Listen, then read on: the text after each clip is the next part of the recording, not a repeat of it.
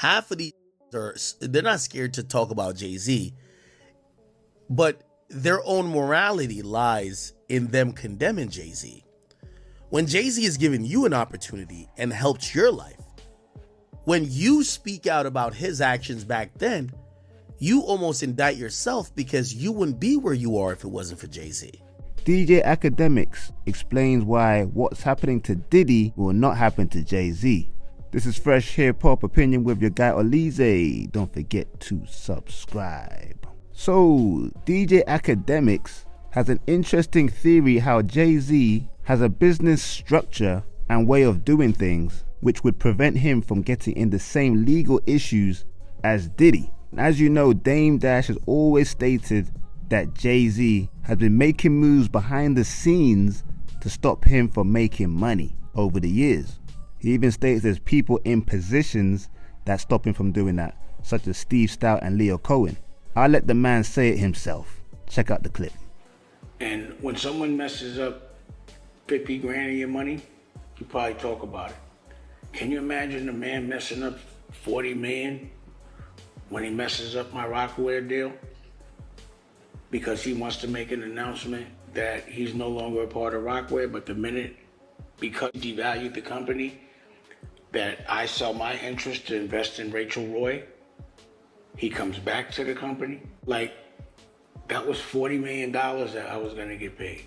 I don't see why, like if I could get in front of Jay right now, there'd be some questions I would ask. I talk about a lot of things, but this in particular, this dude's with my money, intentionally.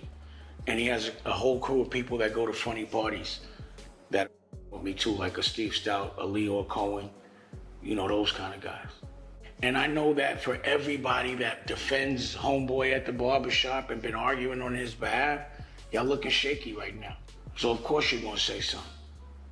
So that's why a Steve Stout has to go and wave a flag for another cat, because he's been the biggest promoter of that cat. And if that cat isn't exactly what he says he is, then he's gonna look like a... Yeah, fam. So Dame feels they are blocking him on purpose. And like I said, Akademiks was on the live stream and he was speaking about Jay-Z's business structure and tactics, which should protect him from any type of issues that Diddy's going through. Check it out. I realize this, I won't tell you who I learned this from. One of the coldest games you could do is as you get up in power, you hire everyone below you to protect you when shit like this happens. Jay-Z has done such a thing. Half of these they're not scared to talk about Jay-Z, but their own morality lies in them condemning Jay-Z. When Jay-Z has given you an opportunity and helped your life, when you speak out about his actions back then, you almost indict yourself because you wouldn't be where you are if it wasn't for Jay-Z. I don't see Elliot Wilson posting all this Jay-Z shit. It ain't gonna happen. I don't see half of these who Jay-Z has helped put in positions, and I'm talking about even executives, willing to even indulge or even acknowledge this. Why? Jay-Z has done a great job, unlike Diddy, of, as he rose, whether it's through Rock Nation, Tidal, Duce ambassadors, or otherwise, put people as buffers that if you ever try to come for him, they get at you. Do you understand? And essentially, that's been a play that I think he's been good with. That's why people like Jaguar Wright is frustrated, because not only does the culture look at him favorably, the people who do have a voice won't talk about him or won't even entertain it.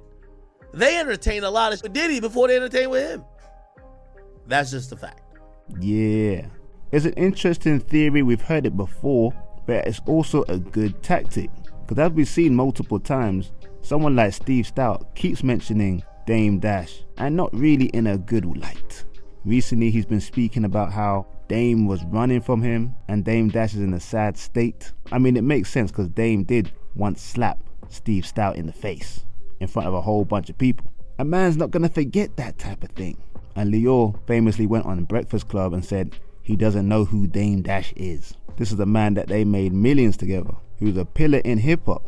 But to be fair to Leo Cohen, it's not like Dame Dash hasn't been bashing him over the years. But you can see what Dame means. If you try and get at Jay, he sends one of his enforcers in high positions to discredit you. And Akademiks is basically saying how if Diddy had put people in positions around him in big executive positions, his current situation maybe would not be happening. He wasn't as strategic as Jay-Z. And that's why he believes Jay-Z is less likely to be dragged through the system like Diddy is. Well, I can't believe in the last several decades Diddy hasn't got people in positions just like Jay, but it speaks very loud that nobody is coming out and speaking positively about Diddy after all these accusations. So clearly the way Diddy has treated people over the years hasn't been as good as Jay has. But is Jay-Z next? I guess we'll just have to wait and see. But you know what? I want to know what you think. Leave a comment below, like, subscribe, and hit that notification bell. This is Fresh Hip Hop Opinion. Peace and love.